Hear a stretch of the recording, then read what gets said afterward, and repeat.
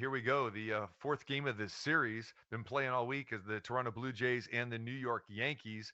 7:05 start. Kevin Gausman on the hill for Toronto. Of course, Gausman has bounced around. Had a great season with the Giants, last couple seasons with the Giants, initially from the Orioles, now a member of the Toronto Blue Jays, and Luis Severeno going for the Yankees.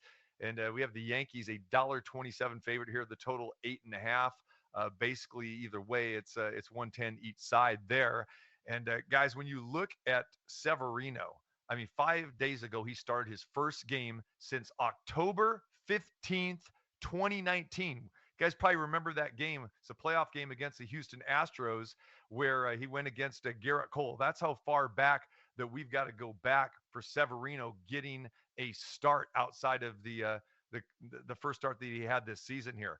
But when I look at this game here, I look at the Yankees, and this team has fallen behind in 5 of their last 6 games. They've had problems, getting going, and Toronto's going, for their third victory in this 4-game series here. Let's talk about it, break it down. Base winner, who do you like and why? Well, I'm looking at 2 pitchers who I really am bullish on. In fact, I have them in my AL Cy Young group of 5, both guys. Severino is a 100 to 1, and I think Gausman was about 25 to 1 when I bet it.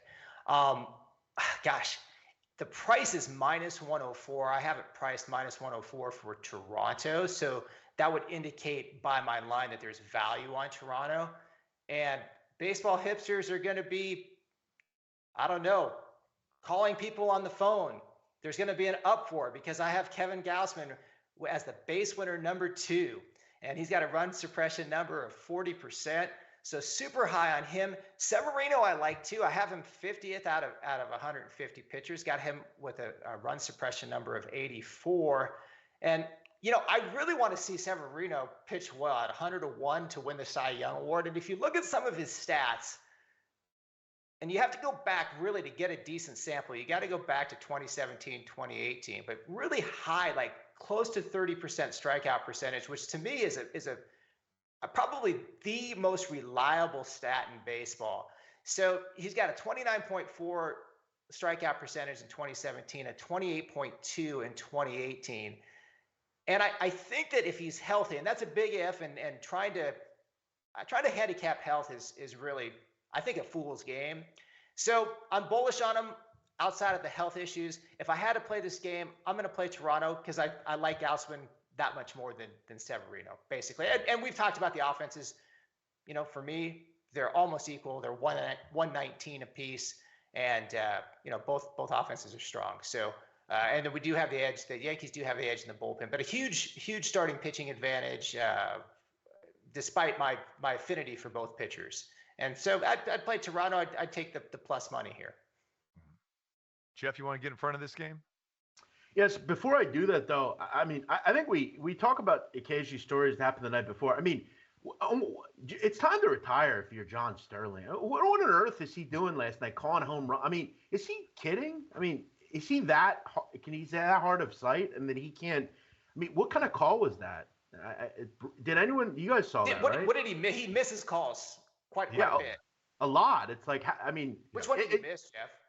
I mean, it was 6-4, and they had a guy on, and Stanton hits a blast, and it looks like a home run, but, I mean, he just calls it, and it's gone! And then he's like, but it's caught! Yeah, it's That's terrible. I mean, it's hard That's to, like... brutal. Like, Just kidding. And then I watched a TV broadcast, and you have a professional, Michael Kay, who, right. Is excited a little bit, but he realizes, hey, I don't want to, blow my drink all over myself, so I'm going to just not assume that it's a home run. But yeah, it was rough, but it's terrible as a handicapper too if you're listening to it on the radio. Yeah, you just get pumped up. Dave Niehaus for the Mariners used to do that. It's a drive, a long blast, and you're like, yeah. It's caught at the wall. You're like, what? It was real bad. He's like, it's a drive, deep right field. It is gone. And then he goes, but it's caught. And it's just real bad. Gone, but it's and I think you're right, Jeff. I mean, it is age. He's been doing this a long time. I've noticed that with him, and I get a chance to listen to a lot of the different, radio calls when I'm driving in my car. And I didn't catch that one live, but I listened to John Sterling quite a bit. I don't know if you guys saw the national broadcast on on Saturday on the television side, Matt Vasgersian did the exact same thing with Ohtani, with the Angels and the Astros last week. I think I And saw that. he thought the thing was gone. It was warning track power, and Kyle Tucker caught it there, and it was just like, oh, embarrassing, So, but he Yeah. was just like, there it is, there it goes. Ah, it's like, are you kidding me? I mean, it was a 375-foot out. But Yeah. yeah, announcers get so caught up with it.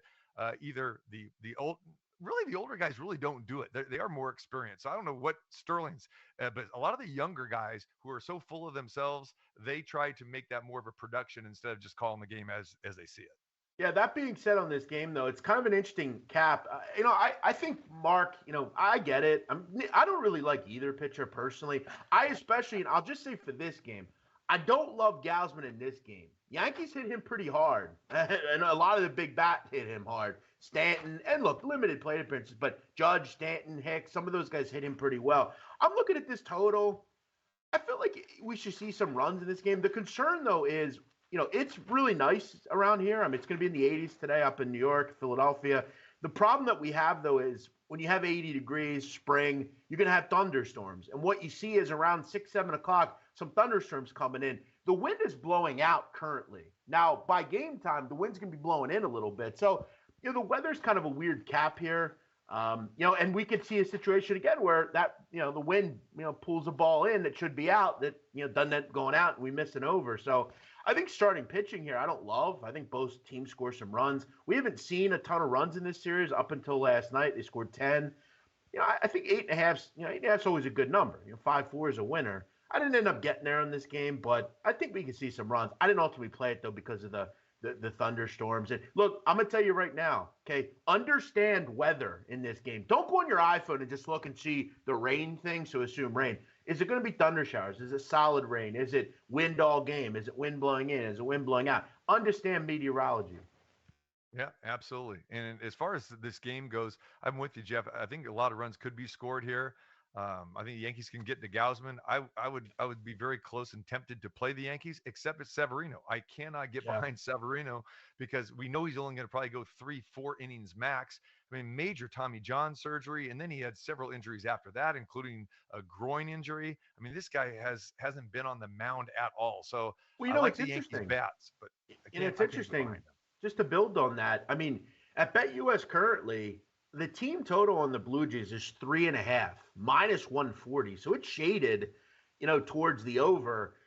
I think it's an interesting bet. I mean, this, for some reason, man, this screams Severino gets blown up in 2 innings. Like he gives 5 runs up in 2 innings or something. I don't know why I'm leading to that thought, but I just am. I think we see some runs personally.